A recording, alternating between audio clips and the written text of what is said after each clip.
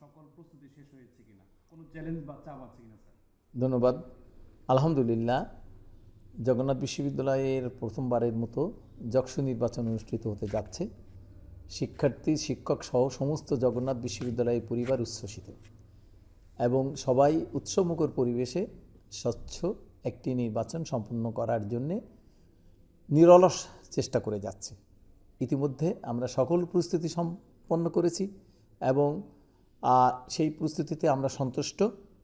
আমরা সরকারের কাছ থেকে প্রয়োজনীয় সকল সহযোগিতা পেয়েছি এবং আমরা আশা করছি যে খুব ভালো একটা নির্বাচন অনুষ্ঠিত হবে। স্যার, একটা বিষয় আমরা শুনতে পেয়েছি আপনার কাছে, এটা শুনতে চাই যে আসলে বিষয় কোনো মানে সত্যতা আছে কিনা। সেটা হলো দুটো বিষয়। একটা হচ্ছে মন্ত্রণালয় থেকে আপনাকে চাপ দেওয়া হচ্ছে নির্বাচনটা বন্ধ করার জন্য, এই ধরনের একটা অভিযোগ শুনতে পাচ্ছি।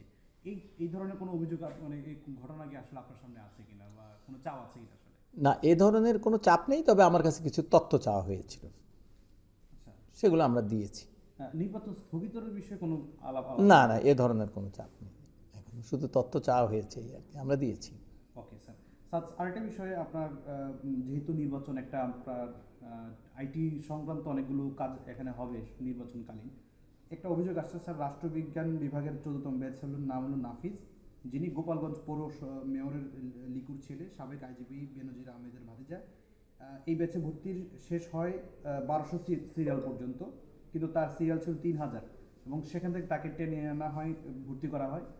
তার কোনো বিশেষ কোটাও ছিল না। তাকে এই ভর্তির কার্যক্রমে সহায়তা করেছে আইটি বিভাগের হাফিজ।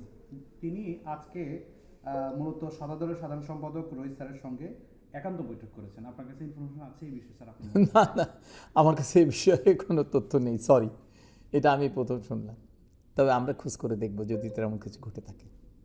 Okay sir. Thank you. তাহলে নির্বাচন সুষ্ঠুভাবে হচ্ছে ইনশাআল্লাহ? আলহামদুলিল্লাহ, we are trying hour level best. এবং আমি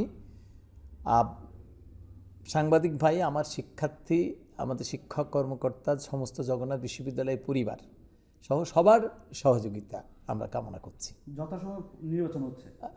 আমরা সেরকমই আমরা প্রস্তুতি সম্পন্ন করেছি। ইনশাল্লাহ যথাসময়ে নির্বাচন অনুষ্ঠিত হবে বলে আশা করি। Thank you sir.